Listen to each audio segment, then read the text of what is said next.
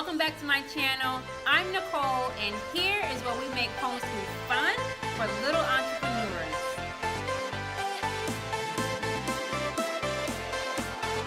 So I am so excited to share this new series with you guys on getting started with homeschool.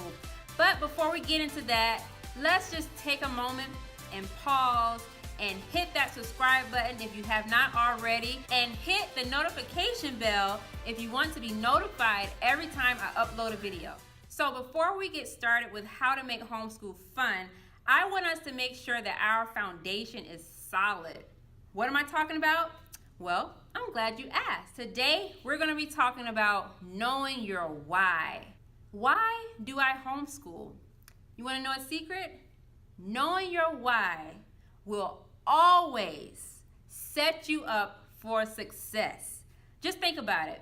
Let's say I have fitness goals, and let's say I started exercising. I've been exercising for 2 weeks now, and I go and I weigh myself and I only lost a pound.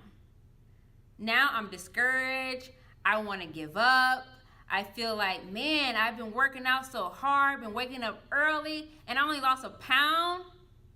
But if I think about my why, and I think about why did I start, which is because I want to go outside and play with my kids for 30 minutes straight without getting tired, now I'm ready to keep pushing. I'm ready to go harder. I'm trying to figure out, okay, what can I do to lose even more weight? I want to keep going. I'm not going to quit. So knowing your why will always keep you on track when times get hard. So in this video, I'm going to share 3 main reasons why I decided to homeschool. Reason number 1, time. Bottom line is, I do not like being on other people's time. I like my hours to be flexible. I like to be able to go when I want to go, leave when I want to leave, go out of town when I want to go out of town. You get the point. And so I've been home with my kids for 8 years now. And it was always my intention to be home with them from birth until kindergarten. And when they got to kindergarten, I was going to send them to school. And that's what I did with my oldest child. I sent her to school for kindergarten and 1st grade. And she would get home at 4 p.m. And then immediately she would start her homework. And then we'll work on the things that she was struggling with. And then she would read for 30 minutes. And then we'll have dinner. After dinner, it was time to clean up. And then she would have about 30, 45 minutes to play. And then it was bedtime. And I was like, man, my poor baby been doing school all day. Like, she didn't have any time to be a kid. And so basically, we wanted our time back. Reason number 2, average child.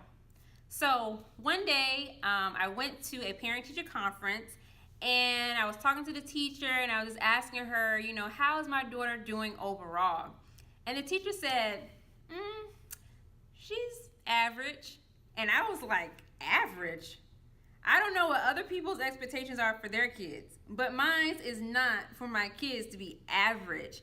That was unacceptable, and you should not accept that either. Your child is exceptional. I know my child was smart. I remember how she would love learning when she was at home with me for preschool. I remember how fast she would catch on to things.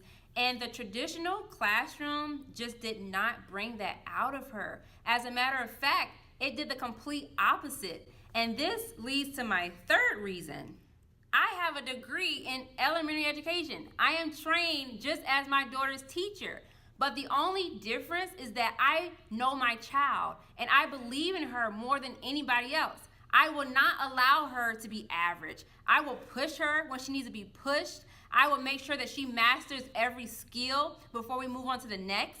I know her learning style, and I will make sure that I bring out the very best in her. And I want you guys to know that you are your child's greatest teacher. You do not need an education background. All you need is to believe in them. And I know you do. I know that you believe in your kids. As a parent, you're going to make sure that they succeed. You're going to do everything that you have to do. You're going to learn what you need to learn to teach them. You're going to ask who you need to ask. And you're going to make sure that you bring out their greatest potential. And that's why I'm here. It is my life's purpose to make sure that your child is winning in homeschool. I want to help you be the greatest homeschool parent because we will not have average children. So those were my reasons why I decided to homeschool, and I challenge you to write down your why. Remember, homeschool will get rough. It will get discouraging, and I want you to be reminded of why you started in the first place. And also, I would love to hear your why. So leave a comment down below and share with me why you decided to homeschool. And if this video was helpful to you, please make sure to hit the like button, hit that thumbs up button. And I look forward to seeing you next week, where we will continue in this series on getting started with homeschool. See you next week.